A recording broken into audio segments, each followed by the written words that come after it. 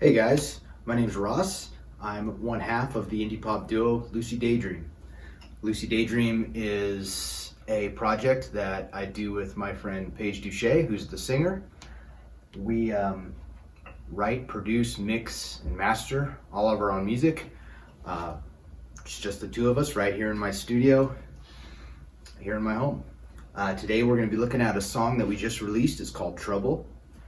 Trouble's a really simple song in theory. It's only about 2 notes on the bass guitar and mostly just one chord and the same groove that continues throughout. There's a lot of great things that can happen in simplicity. For example, in this track, it just being one solid groove and pretty much a 1-note bass line the whole time, it is actually pretty infectious. Like, I never got sick of hearing it from the second that it was written. So today I'm going to show you how we produce Trouble in Ableton Live. So let's take a look. Trouble started on an airplane ride back from Los Angeles last October, and I cracked open Ableton just like 20 minutes before they even tell you to put all your stuff away so that the plane can land. And all I'd done was I found this really great drum loop and chopped it up a little bit. Really, it's this. And I just put in this extra kick here. And then there was another loop in that pack that was just this tambourine sound. And I'll show you the original sound that it was here. However, I pitched it down 30 semitones and had applied onto it a hollow reverb and some EQ, so it ended up with this really cool, like garagey, like somebody's kind of banging on something in a garage. So together those things kind of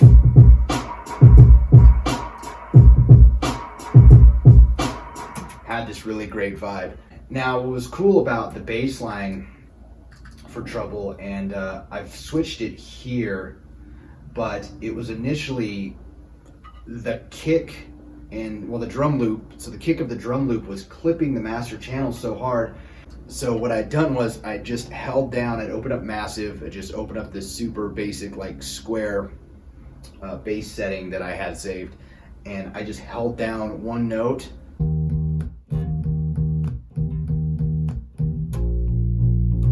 But the way that the kick was clipping the master channel, it was ducking out the bass and it was giving it this,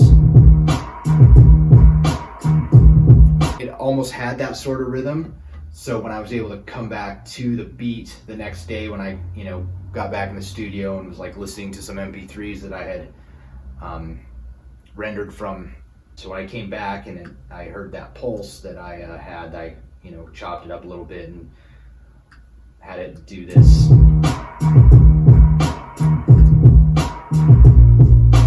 Which is essentially the entire track, is just that beat. It has a really like 90s hip hop, like Nas vibe to it. Almost like a Gorillaz type of thing, like Clint Eastwood. It reminds me of that Clint Eastwood track a lot, which I immediately loved that. So I got back in the studio, I really wanted to sort of have that eerie, creepy type of vibe on the chords. So what I did was I opened up Lounge Lizard, which is just a Rhodes plugin, and put it on this nice Rhodes setting, and just came up with, it's basically just these 2 chords. It goes like this. I was being really kind of careful about this beat. I wanted to be as minimal as possible and still be effective. Essentially, I knew that what initially had happened, that was kind of an accident, which is a happy accident, was really great, and I didn't want to ruin it by trying to overproduce the track, especially before we were able to get together and write a vocal for this thing. So I came up with this little pad sound, which I designed using Lux V2, which this is a simulation of the Juno 6. It's a really great plugin. It pretty much appears on all of the Lucy Daydream productions. However, I tweaked it a little bit, and instead of using it as a lead, I decided that I wanted to use it as a chord sound because it has this really square sound to it.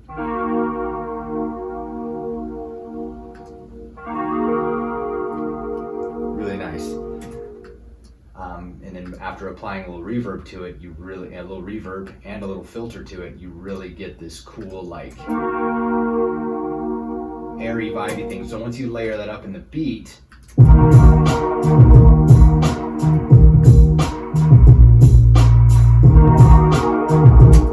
get that kind of, that's sort of the chorus vibe there, and that's where that little open hat sample also starts to play inside the drum loop. Just an open 909 hat. And then the last real element that happens noticeably on the synth, I guess there's two, but it's the upstroke pianos, which is an Omnisphere setting called Burning Piano that I really enjoy a lot because it has like this nice textural, like sizzly sound.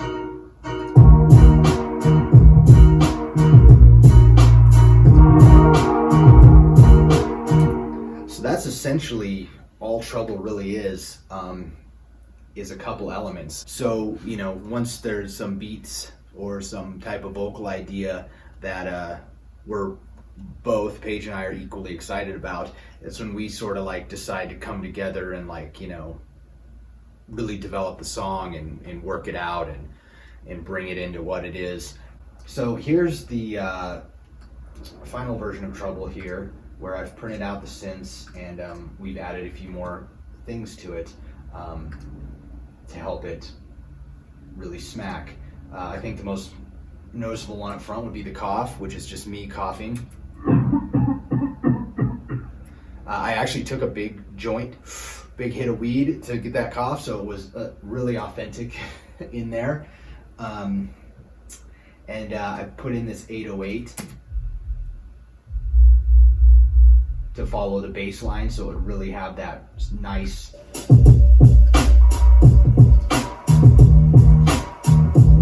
really get at that nice low end that you like to hear in modern hip hop records. You know, as though this has an old school vibe, I didn't want to lean too heavily on an old school production. I wanted to have a nostalgic vibe whilst being very modern at the same time and minimal. There was another couple elements that ended up getting added before we tracked the vocals. One was this sort of just this one note synthy type lead which runs through. It's not super noticeable, but it really helps a lot when the chorus comes in. If I mute the channel, it's really obvious. So at this point, Paige and I have gotten together and we're working out the track. One of the things that I really wanted to add to the beat right away was these breaths. So we got Paige in there just doing this. The only part that was added later after we'd written a chunk of the song was the bridge section, which again is basically just one chord, which is a D sharp chord. It's only 3 sounds. We used a solo cello sound out of Ableton. We also used this sound I made in Serum, just like a really nice delicate pad that has some movement. And then we used another sound which has kind of got this choir sound to it out of Omnisphere. So there's kind of a lot of vocal tracks here. This is where a lot of this production of the song came in, or at least the post-production was just processing down to understand just why what would end up being the final vocal. You run, but you're never gonna stop. No, you're never gonna stop. To understand just why. And there's a lot of little small nuances that kind of come in and out. Like in the front, we just double it with this. You run. And then we let it go really wide for the next line. But you're never gonna stop. No, you're never gonna stop. And then for the understand just why, we used this like really processed sort of overdriven, pitched up sort of sound. So it almost sounds more like a synth. To understand just why. It's pretty creepy, right? It really gave it that haunting, creepy vibe in there. And then in the chorus, we sort of tighten it up a lot more, and it's just some doubles into lead and some harmony. Life's calling, but trouble's gonna get you every time. The one thing that really brought the track together was coming up with the na-na part in the chorus. We had the vocal pretty sorted out, and we came up with the trouble's gonna get you every time sort of hook line, but it was still missing a thing. And it was as soon as this sort of this na-na idea has sort of got like kind of a My Chemical Romance type vibe to it came about.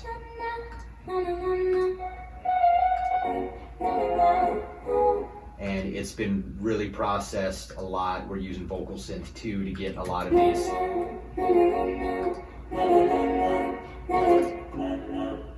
And down pitching.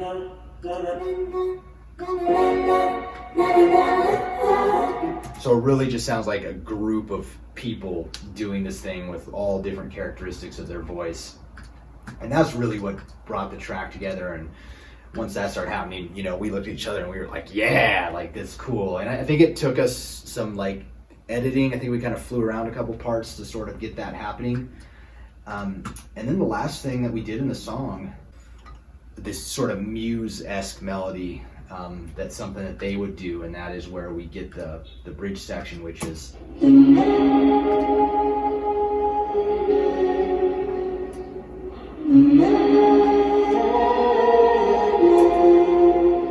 that's again a lot of layers. I think I even make an appearance on this one in the there's your boy making a vocal appearance in Trouble right there. So that's it, that's Trouble. Guys, just check it out on any streaming platform, and thanks for watching.